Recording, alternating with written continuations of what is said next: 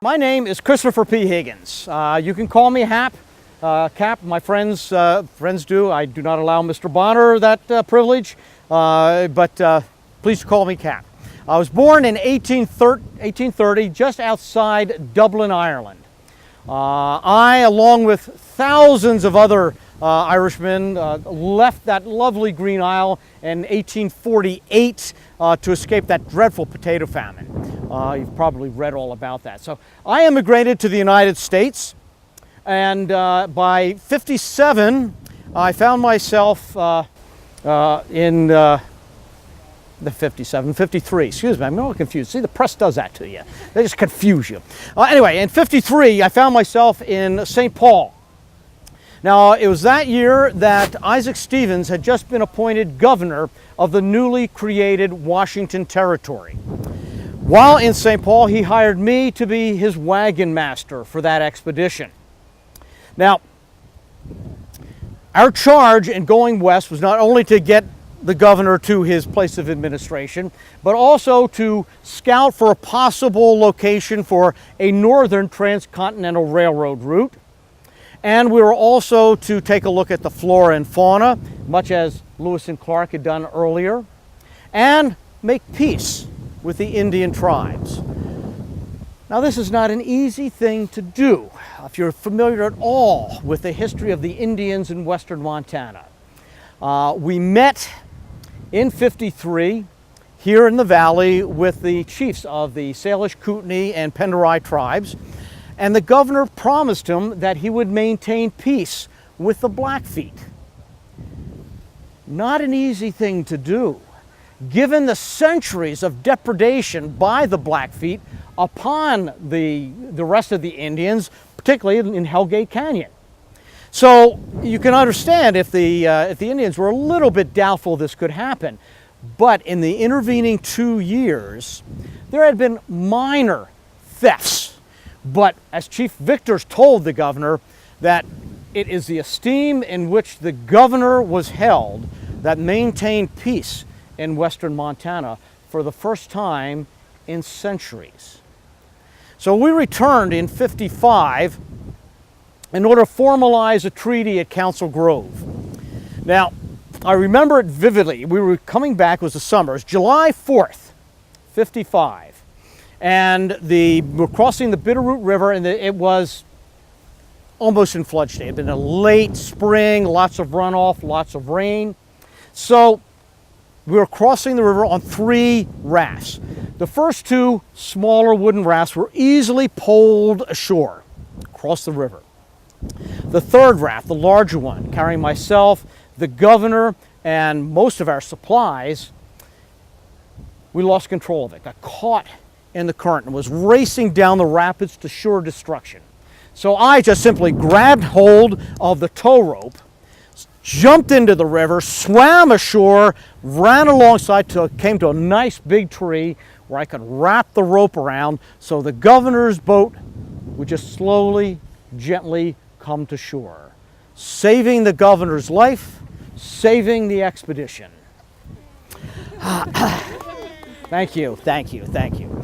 A few days later, we did meet with the Indians. They agreed in the Hellgate Treaty that the 3 tribes will settle as one, as the Flathead, in a reservation, either to be in the Bitterroot or in the Mission Mountains, to be determined later.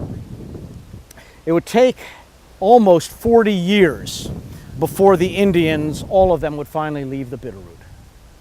Now, we returned to Walla Walla, we returned to Washington, and there I was captain in the quartermaster's department, but I soon realized that my future did not lie with the Army. There's something about this valley that kept coming back to me. And I had a dream, a commercial dream, a commercial hub, because what you have here, to the north, you've got the Jocko Indian Agency. To the south, you've got the Bitterroot with their settlers, with the Indians. And now, running east-west, you have got the new Mullen Trail. So everything and anybody coming through western Montana is going to have to come through here. So after years of thinking about it and getting investors or whatever, in 1860, I resigned my commission. In Walla Walla, I bought out the Isaacs interest in the Isaacs and Warden store, convinced my new partner, Francis Warden, he's up there on the knoll, convinced him that we should sell out everything we had in Walla Walla and move it all to Montana. We got a federal permit to trade with the Indians. We loaded 76 pack animals with all our merchandise, all our supplies, and Frank Woody, our clerk, who would go on to become mayor and judge, and he's buried past Francis over there. And we came out here. We settled 4 miles west of here. Out on the Mullen Trail, there's something called a Walmart. There's a Walmart out there. See, my dream continues. My dream continues. I was right. So about 4 miles west of here. We started in a tent. But shortly after that, we had David Patty provide us with some wood, some timbers for a structure. We hired the Frenchman, Narcisse Sandpar, to build us a 16 by 18 log building, sod roof that became our store. We built a root house, 1.5 story house, cabin, bunkhouse. Within months, the village of Hellgate was thriving. It was the perfect location, as I said. It was a wonderful spot, except it was one of the most violent cities or towns in the West. It certainly lived up to its name, Hellgate Village. For example, in our short existence in Hellgate, we never had more than 14 permanent inhabitants. We had 9 violent deaths. So do the math. Do the math. Not a healthy environment. Now, the worst year was 64. Now, 64 was a big year for us, but it was also our most violent. You familiar with Sheriff Plummer and his road agents down in Bannock in Virginia City? Well, some of his gang came here. One of his chief lieutenants was a man by the name of Cyrus Skinner. He arrived in Hellgate. He bought the old P.J. Bolt Saloon and reopened it. He and his friend, another one of Plummer's gang, Alec Carter, proceeded to terrorize our tiny community. Skinner would frequently come into our store, hop on our safe, and regale us with his tales of debauchery, murder, and mayhem. This made us not just a little nervous, because at times our safe held $65,000 worth of gold dust. So this was not a healthy situation. I offered Cyrus $50 in hard, cold cash to get out of town. He laughingly refused. He shouldn't have. The vigilantes knew where he was, and they came to town. They rode into town, they rode right on out town, realized they missed, came back, stopped in front of Skinner's saloon, where Cyrus was just standing wondering what these idiots were doing.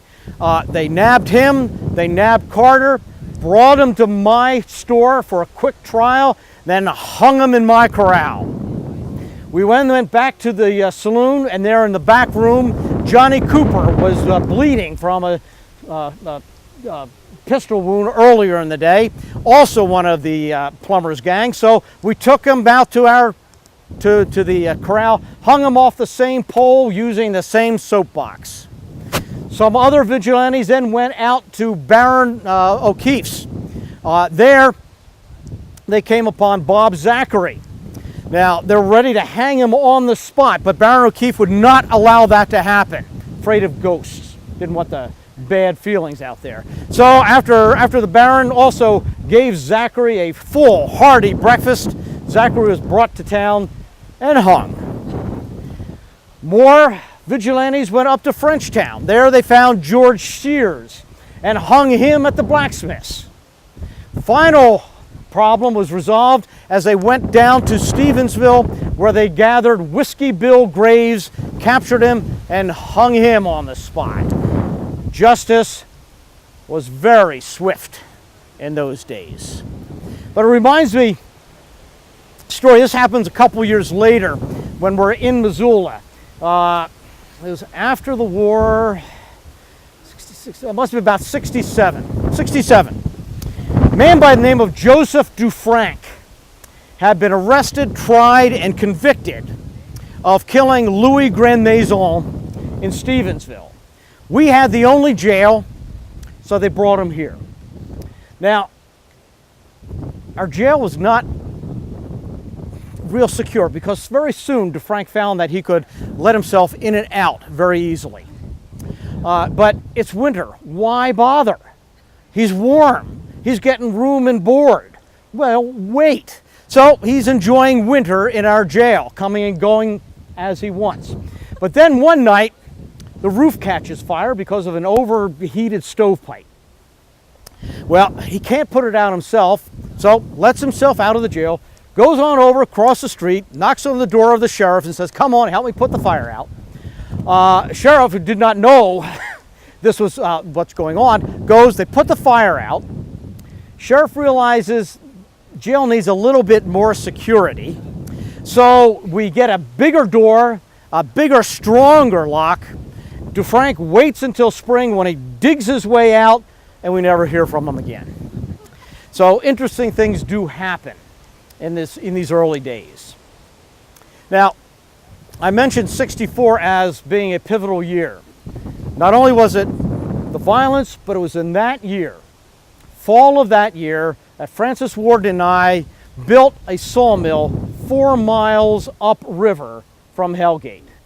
It's about where your Holiday Inn is located now. The next year, we built a grist mill. We moved our store, we built a house, we built we built the Masonic Hall, and within years, just a couple of years, Hellgate Village disappeared completely. Missoula Mills rose up instead. Now, the early history of Missoula Mills revolves around the competition between myself and that man back there, Mr. Bonner. He continues to haunt me. He continues to look over my shoulder. Plagues me no end. But Mr. Bonner and his associates arrived in town in 66. They brought 128 mules loaded with merchandise, and they opened what eventually would become the Missoula Mercantile. My store was Missoula Mills, Warden and Company. Well, Mr. Bonner in 1870 hires a man by the name of Andrew Hammond. Excuse me a minute here.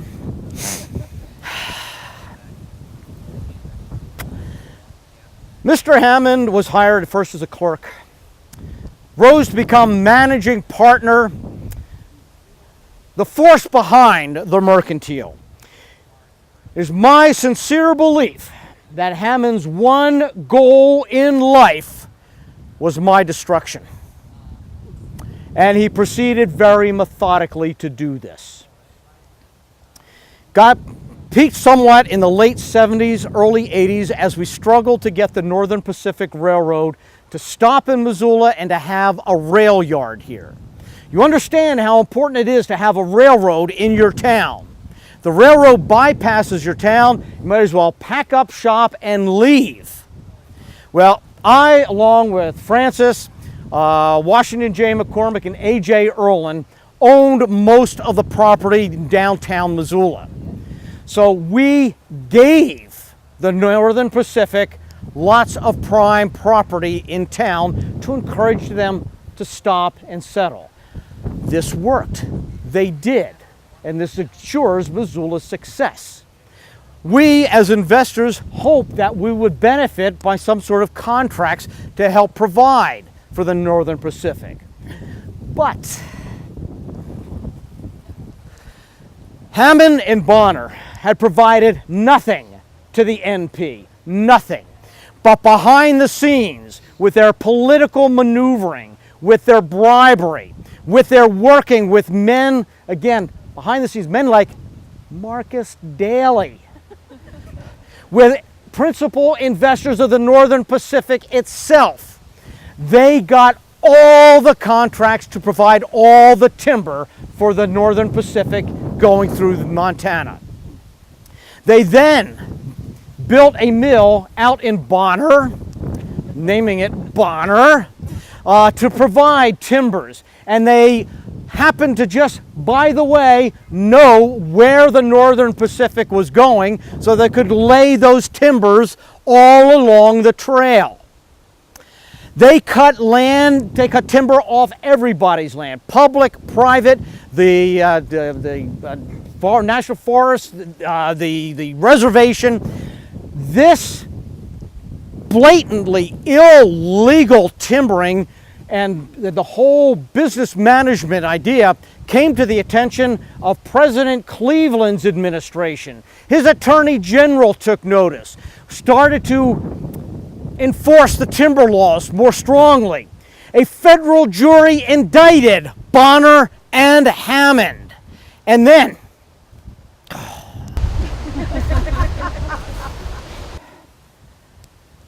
the Republicans won the election.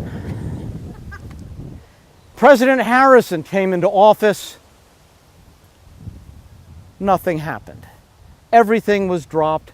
Bonner and Hammond were off the hook to continue raping the timber environment.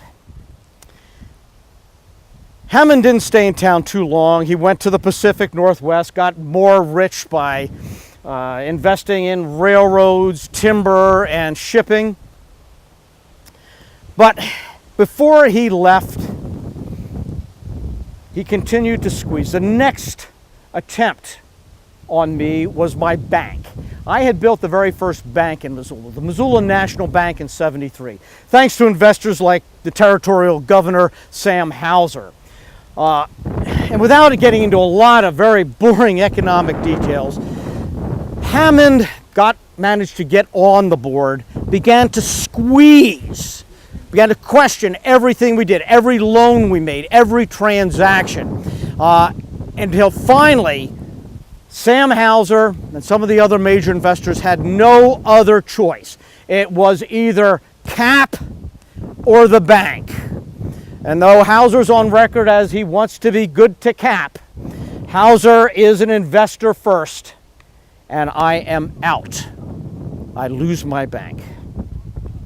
But I'm not done. I immediately start to build a new bank. I call it the Higgins Bank. Nothing wrong with my ego. Unfortunately, October 14th, 1889, days before I'm ready to open the bank, as I'm leaving for lunch, I collapse and die in the middle of the street. Stomach catarrh, if you'd like to know. I had been a very healthy, very fit man. Nobody knew I'd been sick for a very long time until I just simply passed out and died. My funeral procession was 2 miles long and had 148 carriages. That shows the esteem in which I had been held by the citizens of Missoula. When Hammond died, hardly a mention in the paper, hardly notice was made. There is no Hammond Street. There's no Hammond statue. Now Bonner, Mr. Bonner dies in the very first automobile accident in town in 1902. Apparently had a heart attack while at the wheel and dies on Higgins Avenue. I'd like to think I was right beside him at the time. Now, those of you from the university area probably know more about my family than perhaps you think you do, because a number of the streets are named after my children. Now, when I first plotted the streets for the area, starting right under Mount Sentinel was going to be Francis Street, named after my oldest son, my oldest child, Frank. Now, Frank would go on to raise a volunteer cavalry regiment in the Spanish-American War. Unfortunately, they would never get out of Camp Thomas in Georgia from training. And unfortunately, he contracted typhus. He would return. He would become mayor of Missoula, lieutenant governor of Montana, but would die too young in 1905. Now, from Francis, then there would have been George and John Street. Well, the university took over those. They don't exist. But then there's Morris. Now, you may see it spelled Maurice, but please, it's Morris. Then there's Arthur, Helen, Hilda, Ronald, and Gerald. They're my children. Most of them are here with me now. Now, Morris had a very tragic end. Morris was murdered in 1892. 3 years after my death. Now, it was August 14th, 1892. Fire had broken out in Missoula. Now, if you know, fire is the worst thing that can happen in a frontier town. It can just devastate everything. So my son Morris and some friends were going out to help fight the fire. Now, at the same time, in town were 3 criminals by the name of Goldenboggin, Burns, and Lyons. They had been associates in a number of robberies and heists in Spokane.